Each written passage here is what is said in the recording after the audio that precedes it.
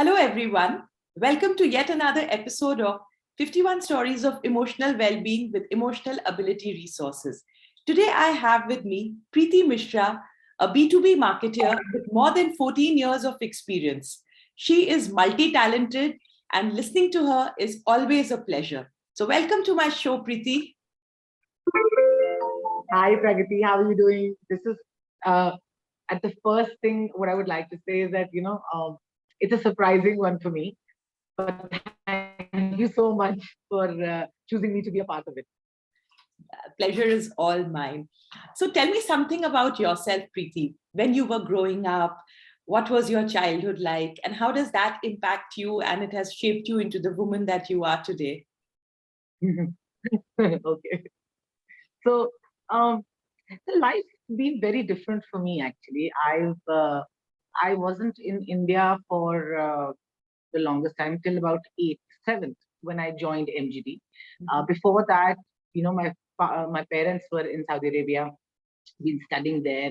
I studied in an American school, then I went into an Indian school, and when my father realized that we wouldn't be the true Indian by not knowing Hindi, we shifted to the school in Jaipur, which is the MGD school. Uh, actually, I was just thinking, and as we were discussing earlier, a lot of these things, when you start talking about it, and ever since your questions came, I actually got down to thinking, and I realized that so many things we just push under the blanket or under the carpet only because, not because you're ashamed or shy.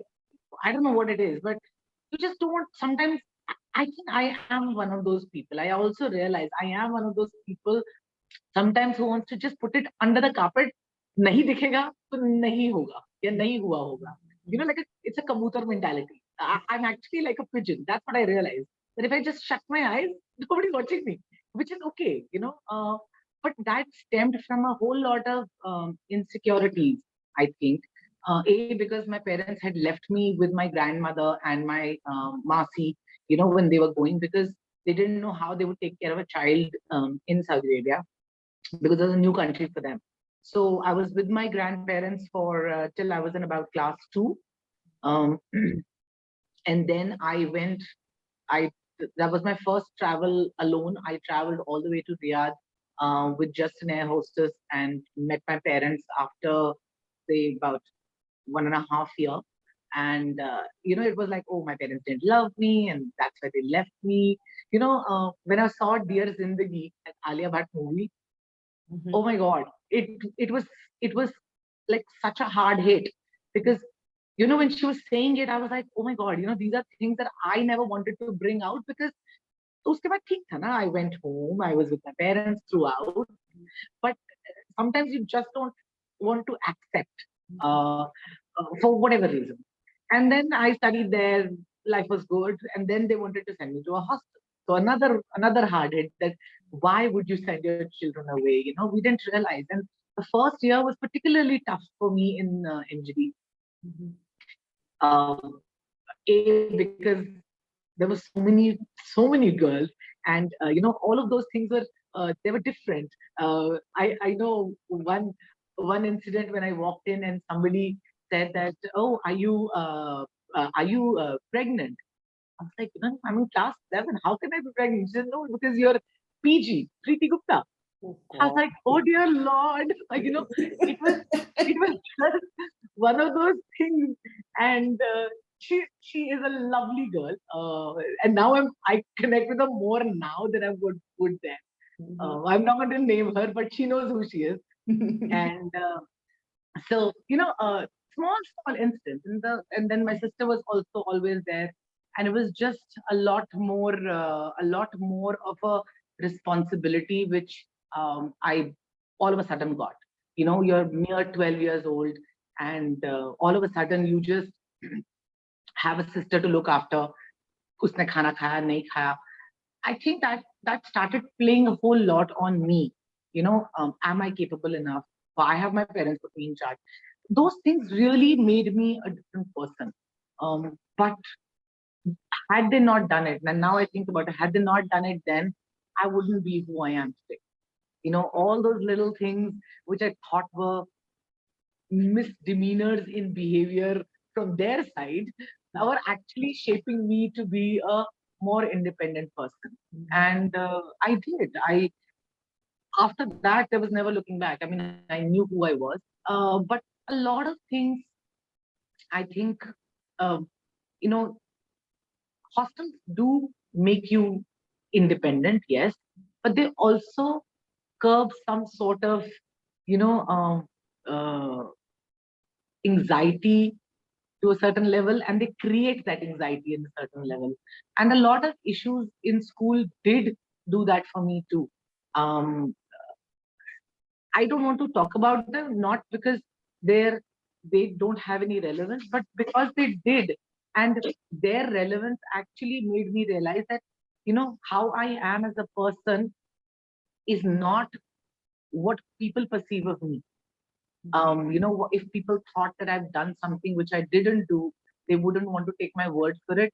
I mean, okay, it's their way, and it just brought a lot more thing in my mind because I had gone through a whole lot.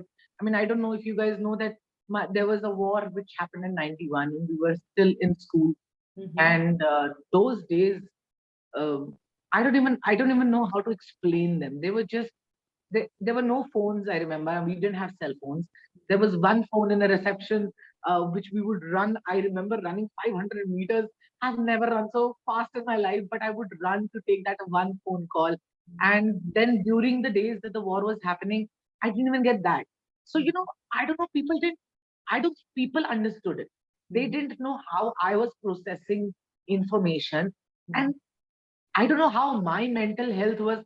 I actually had this attitude, the F word here, beep beep. But I actually was like, I don't care, what you think, because you don't know what I'm going through.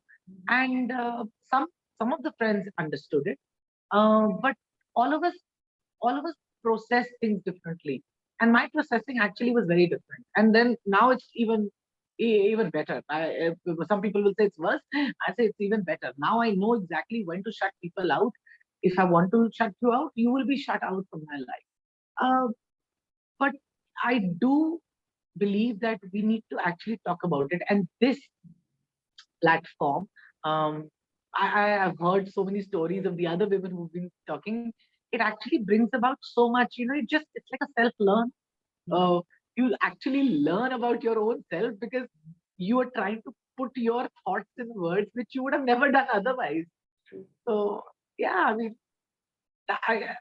a lot of things shape. This is going to be shaping my future in one way. Wow, that is so poignant, Preeti.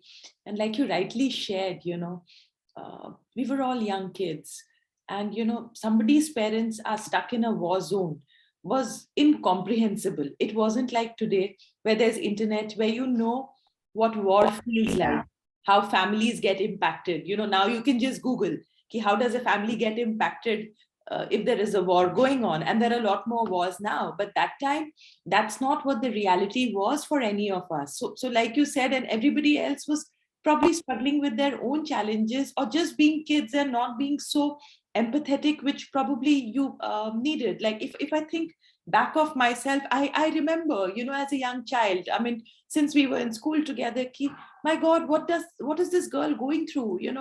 Her parents are stuck there. And it was such a calamity, and it was so scary that I don't think I ever even asked you that, because I was like, what will she think if I ask her that? How insensitive of me. So we were not even schooled to talk about our emotions. Like even if you kind of got scared, but you didn't know how to even communicate to your friend or your classmate that, look, I understand what you are going through. Do you want to talk about it? And like you said, that through this platform, what I'm really trying is get people to understand, human beings have that unique quality of connectedness. If we just ask, how are you feeling? Would you like me to listen to something? That is enough to transform another human being. And it's such a gift. Absolutely, absolutely. Even today, people are so wary of even asking you how you're actually feeling because, I mean, since, so I've been working now for almost what? So correction there, not 14 years, about 18, 19 years odd. Okay. Don't look it, it's all right. So 19 years now. And I remember when I joined, I think so many things that I learned, and I had to actually unlearn to get into working mode, you know. So obviously, when you're in school, you are like, oh, you're living the good life, okay, you're chilled and whatever, you got sports and you got this. I remember the sports बोलने से याद आया. When I was taking admission, my mother wasn't here. She had to go to Riyadh, get her visa reissued because my dad was there and she had moved for me. So I told her, okay. So imagine again, it was again the same thing. She said, "अच्छा ठीक है, मैं रितु को लेके जा रही हूँ, which is my younger sister. You'll be able to manage." You know how parents, which is really played well for me. She just thought that I was independent enough to stay in a city like Delhi all alone because so what if I was staying home?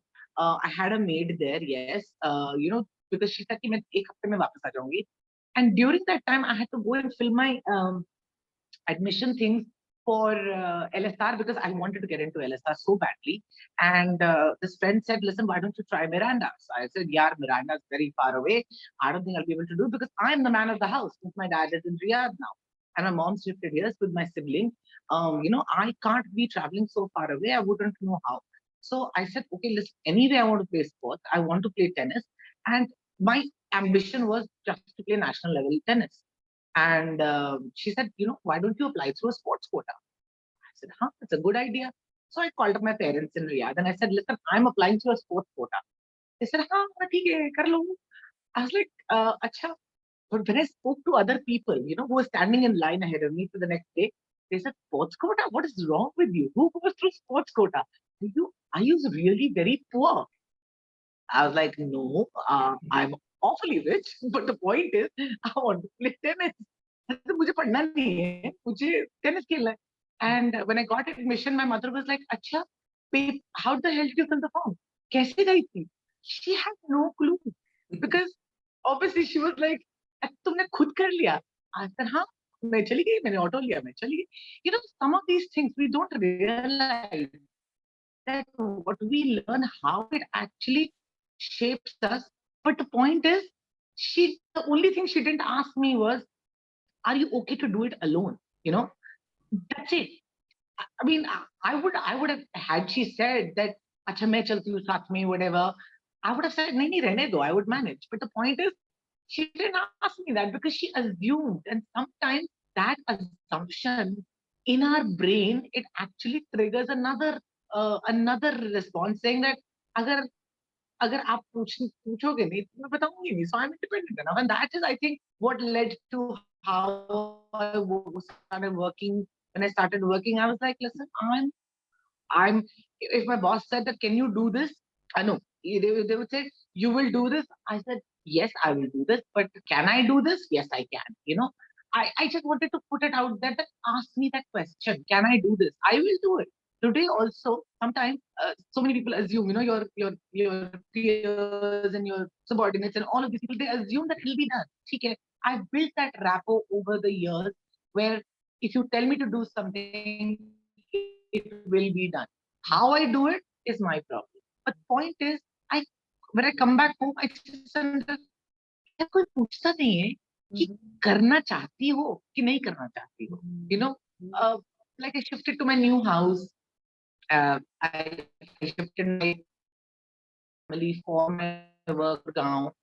3 years later, in during Corona, stayed there, came back. I shifted my family again all the way to Noida because I got another job. And not even once. I mean, it's not a problem, but nobody asked me that, did you want to do it? I did it because I had to do it.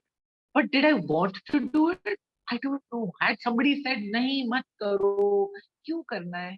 अच्छा ठीक है, रहने दो, नहीं करना चाहते. But it was just I had to do it. So I think we as people are so we just assume so much कि अच्छा कर लेंगे, हो जाएगा.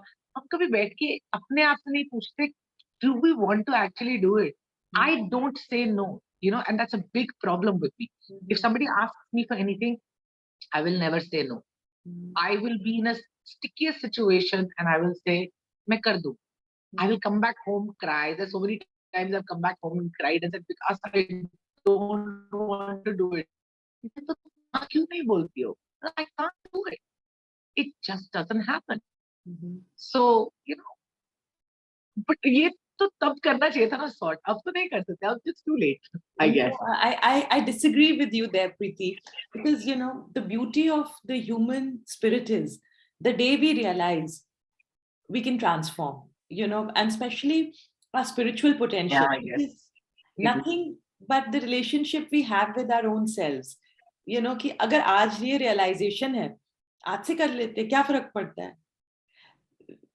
We have so many examples. Yeah. If you see Maybe, Boman yeah. Irani, he started acting in his late 40s. If you see the founder of KFC, he was in his 60s, when he found KFC, he struggled with everything. So I think the real thing is when we realize that, yes, my presence, I want people to acknowledge my presence or acknowledge that I'm there, and not just treat me as part of the furniture or take me for granted. First, I have to acknowledge, why don't I stand up for myself? Why don't I see myself? And very rightly, like you pointed out, thank you for I know. sharing that. So, Maybe I think that's, as I said, maybe this today what I'm doing, mobilizing my fear of so many things, maybe shapes me for the future. I mean, that's what I'm hoping for. I mean, I think everything teaches you something, and maybe this is what I needed right now. no, very right. And, this is one model that I had kind of heard about, that when we look at our whole person potential, that is somewhere, we can really decide, how is it that I want to create a better relationship with myself. Once I can answer that question, I pretty much figured it out. And like you rightly pointed out, as a young kid, you've done it. You've had a lifetime of experience doing that. So thank you so much for sharing that. So tell me something, who has been your role model, or any movie that you really liked, or that you really relate to, that you feel has helped you take care of your mental health, or is an emotional ability resource for you? So I can't pinpoint one movie, and this is very eerie. That so many times when I find myself stuck in situations. So see, to answer the first part of your question, the person who motivates me the most is actually my mother, and I never tell her that, because uh, it's a different battle we fight. When she says it's day, I say it's night. When she says it's night, I'll say no, it's twilight. There are lots of things, but then technically, she has done so much over the years, staying in a new country, making friends there, taking care of 4 kids, sending them to school, all of that, then shifting here, leaving my father there, and she's a homebody. She's not one of those people who would, even think outside the house, or her husband, or her children.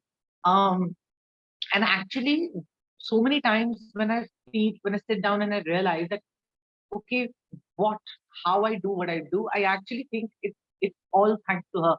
She used to do so many things which I used to think, "Arey, so silly, don't be silly, don't do this." And now I do actually almost same with them. I'm like, oh my god, if I had to actually tell her this, she would be gloating all around. But that's the one motivation. And the second part is that it's eerie that so many times when I'm questioning myself and I watch an episode, or anything, if I watch a reel, or if I watch a movie, inevitably, and I've been experiencing this over the last couple of years, somehow I find my situation and the answer coming from that movie, or that whatever I'm watching, you know, and I'm like, oh yeah, I can do that, and so many times I do it, and then every time I've tried. So Aisha, my elder one, currently was going through something, and I was trying to reason it out with her, and she was like, no, you don't understand, blah blah blah. So I said, you know what? I'm not going to. So many times, I'm not going to understand what you're going through. But your job is to keep telling me, and my job is to keep telling you. So both of us need to keep just talking to each other, because I don't want a situation where you're not able to communicate with me, because so many things that I have lacked, I don't want that to be happening to you either. So we were sitting, and so part of the conversation got over, and we were sitting and watching something, and I said, see, this is, and we inevitably started Gilmore Girls, and we were watching that, and that our situation actually came there, where Lorelai and Rory are fighting with each other over a similar thing, and we both looked at each other and said, "Oh my God," So I can't pinpoint one thing, one person, except for mom, but one thing, no. There are multiple things, there are multiple situations, multiple friends, in fact, who've been going through a situation. उन्होंने inevitably तब बोला होगा जब I was going through it, and I didn't verbalize it, and they did. I was like, okay, please keep quiet. That's your answer. So I it's love happening. this. I love this, keep getting your eureka moments through interactions. It could be a reel you're watching, it could be a soap that you're watching, or just chatting Yeah, with a friend, and that is so beautiful that, answers are there out there if you're just willing to listen, whether they're coming absolutely. true. I truly believe that. Yes. So, how do you take care of your mental health on a regular basis so that you are this bright and bubbly person that we know you to be? You know, um, there's this, I've been hearing it recently also, that the people who smile the most are the most troubled or depressed. Mhm. It's not, I'm not the most troubled or depressed, but there is a hint of it there, here and there. So many times, you see a situation, or you see your interaction with people, or you will come across something and you feel bad. But I have actually become that person now. I try to keep it aside. I don't let it affect me. Like for example, my sister, my mom sometimes gossip. We have a call every morning. Every morning, a call to see my two babies, which is my sisters just had twins, the youngest one.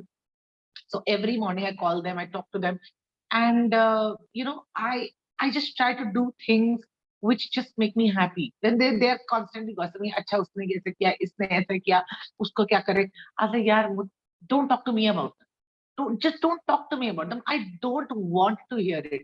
So I'm one of those. I'm like the black sheep of the family. I do not get to listen to a lot of gossip from the family side because I will inevitably say, "Stop it! Don't talk to me. I don't want to give an opinion. I don't have an opinion, and I like it. I will, even with friends, when we all sit and chat and gossip, I will put in my two bit here and there, but it's a very fleeting two bit. It's never an engrossed two bit, and that's what I like about myself, that I will be a part of the conversation, but so fleetingly that in my mind I'm not even there. I'm not even listening to that conversation, because I have realized, for my own happiness and my own mental health, I need to just step away and not listen to it, because I can't keep brushing it under the carpet anymore. It does affect me. I do get affected. Like, for example, right now, today was a very emotionally heavy day for me, because one of my friends whose son passed away 5 years back, we were doing, so it's his birthday tomorrow, and they were launching a premiere of a movie they made in his honor, and how he used to play football and how the family is doing. It just drained me of so much of emotion, not because, I mean, ठीक है, we was my friend's child. We were close to him, but it just, his death, I think, hit me more than even my own grandmother's death. I don't know why, but it just did. And every time, so many times, my mother-in-law or my father-in-law will say, beta, it's okay. It's not okay. Sometimes I want to say it's not okay. I'm not going to. I want to be a person who's not a people pleaser anymore.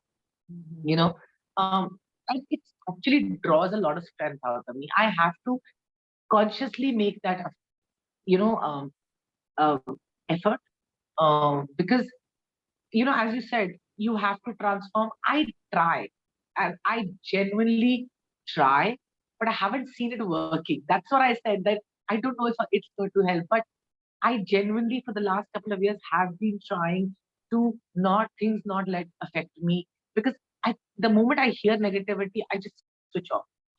I don't want to be a part of that conversation.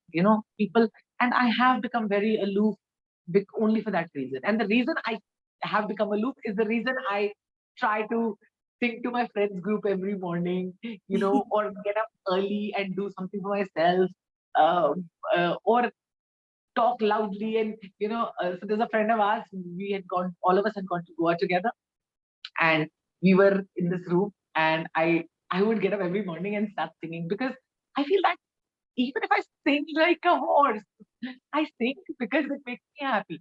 If you don't want to listen to it, tough luck. Don't share a room with me. But the point is, you know, I used to do it. Then I started singing on the group, because it was like, I will do it. You listen to it, or you don't listen to it. It just makes me happy. And so it's an effort. Yes. I mean, I don't want to be going. I want, so many times I tell my children that, you need to talk about it. They're like, you can go to a therapist. I said, no, I don't want a therapist. I want to just not listen to negative things. But the point is, you need to talk to somebody about it. And I try doing that now. I try and, say it out loud. So, mere system se nikal jaye. It should be out of my system. Let the universe do shit with it. I don't care. But let it be out of my system. So, yeah, I mean, it's an effort. Hopefully, it'll continue. I like that, because see, what I like to say is we all need a safe space to vent, however, whatever, professionally, personally. But professionally, of course, has its advantages because trained therapists can actually help you transform.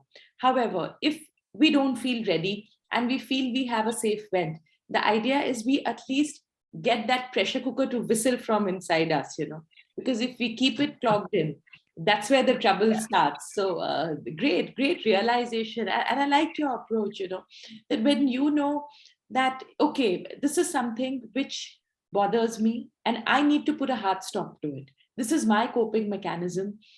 I think that's where emotional well-being begins, because when we know our own boundaries, it may not be perfect, it may have its own challenges, but it works at the moment. And getting up and singing in the morning, I love it, And yes, we have all been blessed with the singing, so I would rather not discuss more on that at all. Yeah, we'll just leave it there. So, if we had one word to describe Preeti, what would you pick up and why? If you had one word, you could do about me. Yes. How do you see Preeti?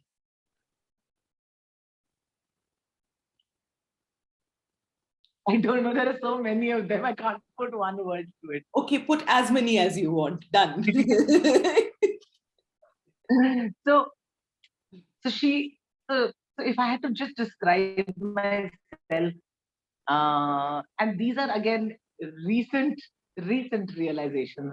So I'm saying them out loud, so I know that they're true. I am fearful. I have my own insecurities and my own fears, but I am very passionate about not letting them worry me. Mm-hmm. I'm very balanced. Mm-hmm. When I say that, it's a contradiction, but I'm very balanced because I know where and how much I want to now do and not do. Mm-hmm. And I'm just beautiful. And that's about it. I love that. Thank you so much for sharing your thoughts and your journey, Preeti. It's been a pleasure chatting with you. Thank you. And all the very best. Thank you, Pragati. Thank you so much.